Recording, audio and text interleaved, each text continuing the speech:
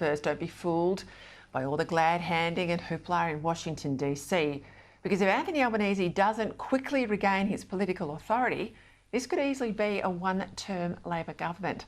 A government that's so invested in a referendum that failed is inevitably much diminished after the result. And a Prime Minister who broke all the rules, thinking he was bulletproof and that his signature legacy project might sail through just on the vibe, only it didn't, it was never going to, no longer gets the benefit of the doubt from voters. If the government has looked shell-shocked over the past fortnight, well, that's because it is.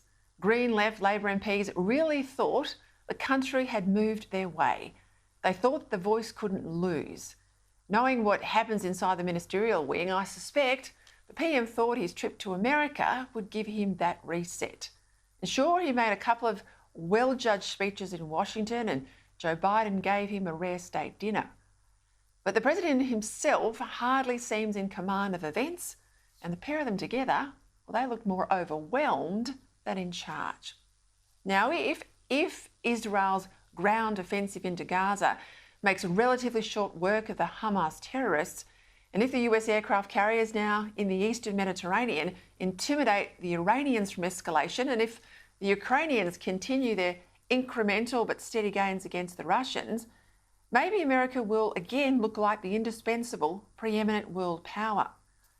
But until then, the leader of the free world will look more and more embattled and less assured. And as for our own Prime Minister, well, how can you gush in Washington one week only to gush in Beijing the next without looking hypocritical or confused?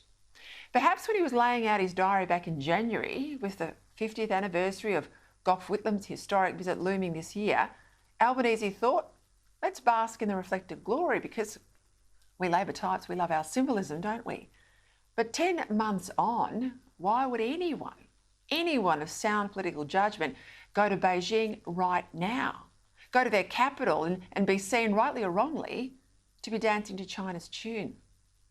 Now, obviously, the world's turn for the worst post-pandemic was always going to be a challenge. But it's been compounded by Labor's own poor policies. The Prime Minister's problem is not merely that he faces daunting strategic circumstances and acute foreign problems as well, it's that his government can't help making a bad situation worse because of its climate and identity obsessions. It's never been more important to keep our economy strong. And sure, Labor boasts that it's achieved 1, possibly 2 budget surpluses, except these surpluses, if they arrive, are not driven by government policy. They haven't been achieved because the government spent less or because the economy has become more productive. They've only happened because of the accidental blessing of high commodity prices. Because coal and gas prices, as well as iron ore, well, they've been historically high. And this means the government has been the undeserving beneficiary of extracting the coal and gas that most of their Labor MPs think we should never touch and should stay in the ground forever. The mining industry, well, they know that government policy is doing them damage. Quite apart from the growing number of industry figures saying quietly that energy policy is a slow-motion train wreck, the mining industry, the Minerals Council, they've just announced yesterday $24 million of an ad campaign against the government's IR changes. Now, these changes are so serious that BHP alone thinks it'll cost them upwards of $1.5 billion every year. Then there's the NFF, the National Farmers Federation.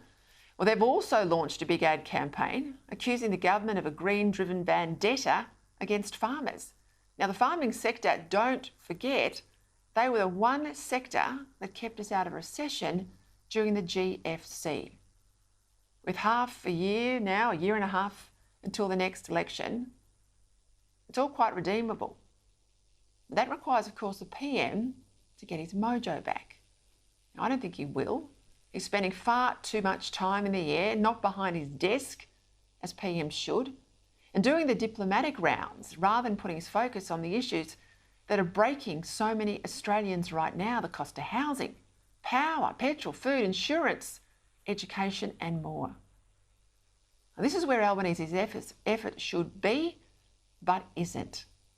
The voice vote was a vote in favour of constitutional equality, and it was a huge rejection of identity politics.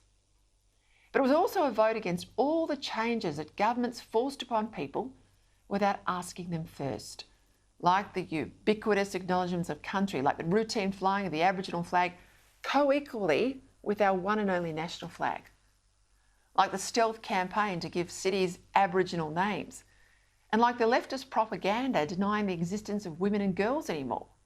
Instead, we're reduced to pregnant people, not pregnant women, people who menstruate, as if men have a period, chest feeders, and it goes on. If the government think that voters will put up with this, that they can push on regardless with treaty and truth, despite the crystal clear verdict 2 weeks ago, then Labor's political judgment is off. The voters' punishment will be harsh and swift. We will soon find out whether the lifelong left-winger in Anthony Albanese can rise above his past and reset his government. Children throwing rocks with helicopter gunships, with tanks and with missiles. The voice must be followed by truth-telling, because until we acknowledge the reality of our history, we are shackled to its demons. And truth must be followed by a Makarrata Commission. Makarrata is about conflict resolution, justice and, crucially, self-determination. It's a path to national treaty that acknowledges the pre-existing rights of people in a land where sovereignty was never ceded, that acknowledges that we are on what is Aboriginal land, always was, always will be. That's our Prime Minister, as opposition leader, saying sovereignty was never ceded. Can a leopard change his spots? Well, so far, that's not looking likely.